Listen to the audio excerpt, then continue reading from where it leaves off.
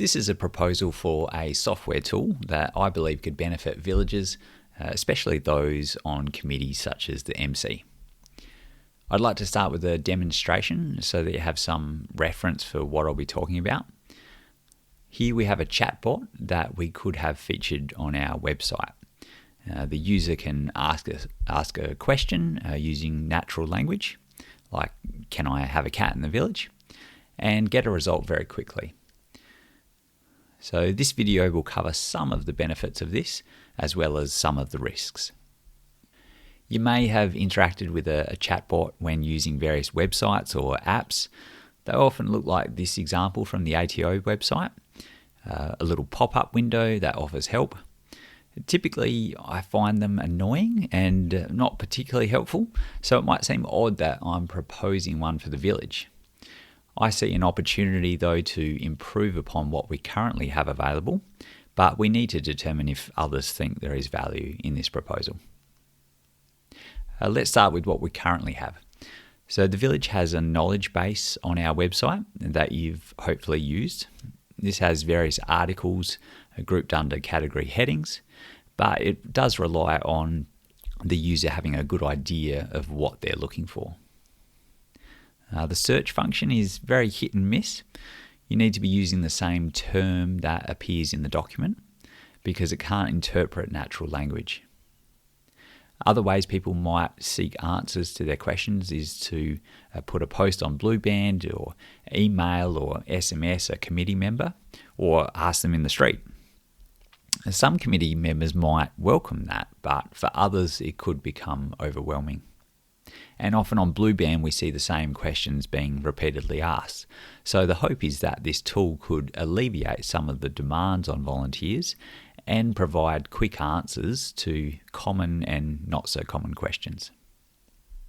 Alright, so how does it work? A chatbot uses artificial intelligence, which I appreciate might be contentious for some people. The software I've been testing is from Chatbase, who are headquartered in Canada. Chatbase provides an interface to conveniently access ChatGPT, which is one of the biggest of these AIs or large language models. It's important to note, though, that this would be a custom chatbot, trained only on the information we choose to share with it. Documents like our bylaws, meeting minutes, and other reference documents. We can also train it on specific websites, like a native plants website, for example. We then provide instructions to the chatbot to only give answers that it can find from those sources, rather than finding something from an eco-village on the other side of the world. And if it can't find the answer, it says so. So let's talk about some of the risks. Inaccurate information. This is one of the biggest concerns with these large language models. And there are a few ways to help manage this. Firstly, the trusty old disclaimer message. We can encourage users to only use the information as a guide. The chatbot is also instructed to provide references for the answers. This is not only offers users confidence in the answers, but it also is helpful for quickly locating a document, such as when a committee member wants to find the minutes of when a particular item was discussed. Another setting is the chatbot temperature. So temperature in this context is the measure of creativity. And when set to 0, the AI provides reserved answers rather than creative answers because we want accuracy.